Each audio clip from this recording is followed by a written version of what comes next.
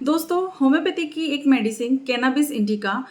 आज इस वीडियो में हम उसके मेंटल सिम्टम्स के बारे में थोड़ी-सी जानकारी देने वाले हैं, क्योंकि जो कैनाबिस इंडिका का जो पेशेंट होता है, मेंटली बहुत अच्छे और बहुत ही इम्पोर्टेंट सिम्पटम्स इस मेडिसिन में पाए जाते हैं।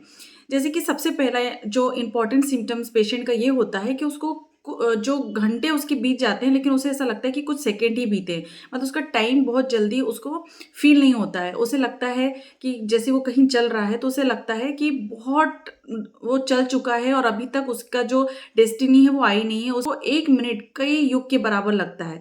यानी उसका टाइम जो है उसे बहुत ज़्यादा फ़ील होता है कि वो टाइम बिल्कुल भी उसका पास नहीं हो रहा है। थोड़ी-सी भी दूरी पे चलता है, तो उसे ऐसा लगता है कि कितनी लंबी दूरी है, कितने मीलों तक उसे चलना है।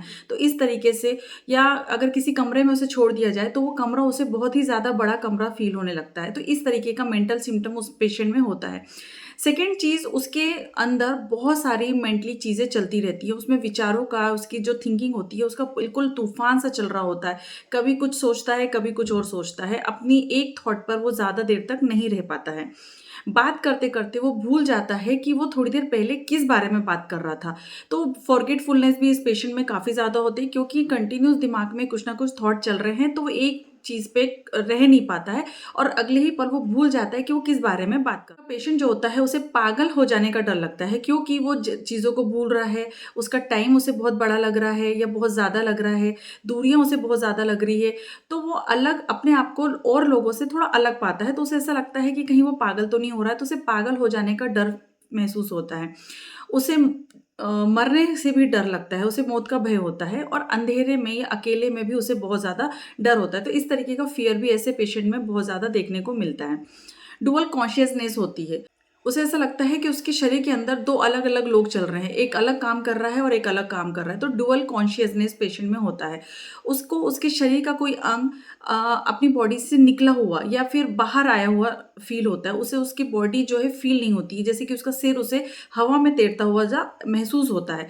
और ऐसा पेशेंट जो होता है, हर छोटी-बड़ी बात को बड़ा चढ़ाकर बताता है, यानी कि बहुत ज़्यादा एक्ज़ैगरेट करने की कोशिश करता है। बहुत छोटी-छोटी बातों पर बहुत ज़ोर-ज़ोर से हँसने लगता है। ऐसा कोई फ़नी मोमेंट नहीं होता है, लेकिन उसे काफ़ी ज़्यादा हँसी आती है। तो ऐसा पेशेंट जो होता है, वो किसी भी जगह पर अपने आप को फिट नहीं कर पाता है, उसका कंसंट्रेशन काफ़ी ज़्यादा वीक होता है, किसी भी चीज़ में वो ध्यान केंद्रित नहीं कर पाता है और हाल-फिलहाल की कोई भी चीज़ें होती हैं, तो उसे बहुत जल्दी भूल जाता है। शॉर्ट मेमोरी लॉस जो है इस पेशेंट में अक्सर देखने को मिलता है। तो दोस्तों, कैनाबिस इंडिका का मेंटल सिम्पटम काफ़ी ज़्यादा स्ट्राइकिंग होता है। अगर ये किसी पेशेंट में आपको समझ में आता है, तो आप वहाँ पर इस मेडिसिन का चुनाव कर सकते हैं। अगर ये जानकारी अच्छी लगी है, तो लाइक ज़रूर करिएगा।